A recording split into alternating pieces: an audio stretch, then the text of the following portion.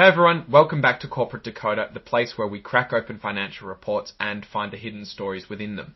Today we're diving into an 8K filing from Omnicom Group Inc., which is a big advertising and marketing company. Now this filing might seem a little dry at first glance, but trust me, there's some juicy stuff in here about their plans and potential risks. Before we jump in, if you love getting these clear, no-nonsense breakdowns of corporate news, make sure you hit that subscribe button. And you should definitely check out our Discord community, linked right in the description below, where we discuss this stuff and much more. So what exactly is this report about? Well, Omnicom Group Inc., or OMC as they're known, dropped this filing on August 25th, 2025, giving us the scoop on some important events. It looks like they're involved in making major moves regarding their debt and also a big acquisition. Omnicom is a major player in the advertising and marketing world. They handle big brands and have a huge global presence. Think of them as the brains behind many of the campaigns you see and hear every day. This filing also reminds us that Omnicom stock is traded on the New York Stock Exchange under the ticker symbol OMC.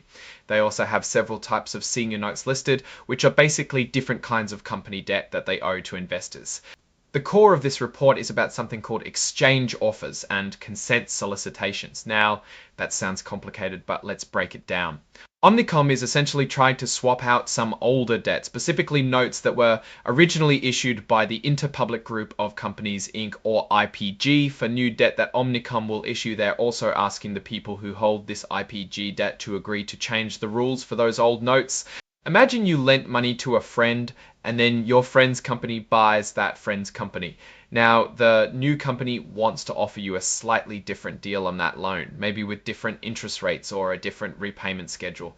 That's kind of what's happening here, but on a much larger scale with billions of dollars involved. And it seems like this plan is gaining traction. As of a specific date in August, they had already received a massive amount of agreement from these debt holders. For example, almost 99% of the holders of the 4.4% senior notes due 2041 agreed to the changes. That's a huge vote of confidence, or perhaps just a recognition that Omnicom's new offer is more attractive. Because they got such strong backing, they've actually moved forward with making the changes to the original debt agreements. This means those changes, which generally involve removing certain restrictions and rules from the old IPG debt, are now locked in. The debt holders can't take back their yes on these changes anymore. Now, why is Omnicom doing this? Well, it's tied to an even bigger deal. Omnicom is in the process of acquiring IPG. This debt swap is a crucial step in making that acquisition happen smoothly. They need to get IPG's financial house in order, so to speak, before they officially combine the two companies. The whole process has a deadline called the expiration date, which was set for September. If the acquisition isn't completed by then, Omnicom might extend these deadlines to make sure everything is aligned. This shows how interconnected all these big corporate moves are. Now, this is where things get really interesting and also a bit concerning, as is typical with these types of filings. The report includes a cautionary statement regarding forward-looking statements. This is basically a legal disclaimer saying that the company is making predictions about the future, and those predictions might not actually come true. It's them covering their bases, but it also highlights a lot of potential problems. And boy, are there risks related to this merger. They list 13 different points under this section, and it's a laundry list of potential nightmares. They could face delays, unexpected costs, problems getting government approvals, or those approvals could come with conditions that hurt the combined company. Imagine a big merger. Key people might get nervous about their future and leave, taking valuable knowledge and relationships with them. This can disrupt business and even cause clients to jump ship. Also, the combined company might not be able to integrate all its operations smoothly, and they could lose customers and suppliers. Beyond the merger itself, they're also bracing for all sorts of external economic shocks. We're talking about everything from global conflicts and terrorism to health crises, inflation, and even problems in the credit markets where companies borrow money. This shows just how much is outside of their control, and a tough economic environment can hit advertising and marketing budgets hard. Another point is about potential losses related to buying media time and producing advertising for their clients. If they misjudge the cost or the effectiveness, it can directly impact their bottom line. Of course, a big part of any company's success is keeping its clients happy and finding new ones. They're raising a red flag here, acknowledging that this could be a challenge, especially during a period of significant change like a merger. The marketing world is also super competitive and changes fast. New technologies, new ways of reaching customers, and new competitors can pop up, forcing companies like Omnicom to constantly adapt or risk falling behind. And in today's digital age, they're rightly concerned about their IT systems and the ever-present threat of cyber attacks. A breach could be devastating, not just for their own operations, but also for the client data they handle. Speaking of new tech, they specifically mention artificial intelligence or AI. They recognize both the potential benefits and the risks of using AI. Managing AI effectively and ethically will be a big challenge and opportunity for them.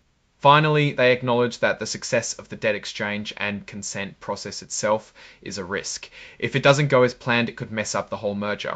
And in case you wanted to see the official announcement, they've attached a press release as Exhibit 99.1. This is basically the public announcement detailing all these exchange offers and consent solicitations. And as always with these findings, we see the official signatures from the company's authorized representatives confirming the content of the report. In this case, it's signed by Louis F. Giannuzzi, who holds a pretty important title, Senior Vice President, General Counsel, and Secretary.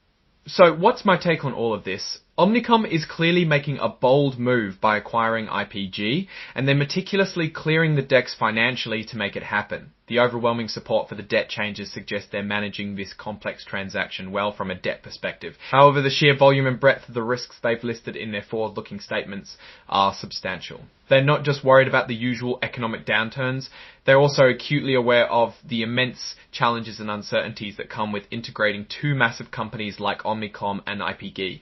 The potential for lost talent, client disruption, and integration failures is a real concern. The company's direction seems to be one of aggressive consolidation and expansion through acquisition. The strengths here are their established market position and their ability to orchestrate complex financial maneuvers. But the weaknesses are amplified by the risks inherent in such a large merger in potentially volatile economic times. The key opportunity is the potential synergy and market dominance they could achieve if the merger is successful. The biggest risk, as explicitly stated, is that the merger itself could fail, or that the integration will be so poor that it damages both entities rather than creating a stronger one. They're also heavily exposed to the broader economic health of the advertising industry, which can be sensitive to recessions and shifts in consumer spending. Ultimately, Omnicom is betting big on this acquisition.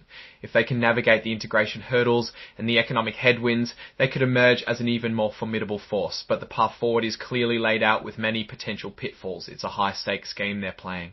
Alright, that's our breakdown of Omnicom's latest filing. What do you think about this massive merger and the risks involved? Are they making the right moves, or is this too much too soon? Let me know your thoughts in the comments below. If you found this analysis helpful, please smash that like button. It really helps us out. And of course, subscribe for more corporate deep dives. Don't forget to join our Discord community. The link is in the description. Thanks for watching, and we'll see you in the next Decode.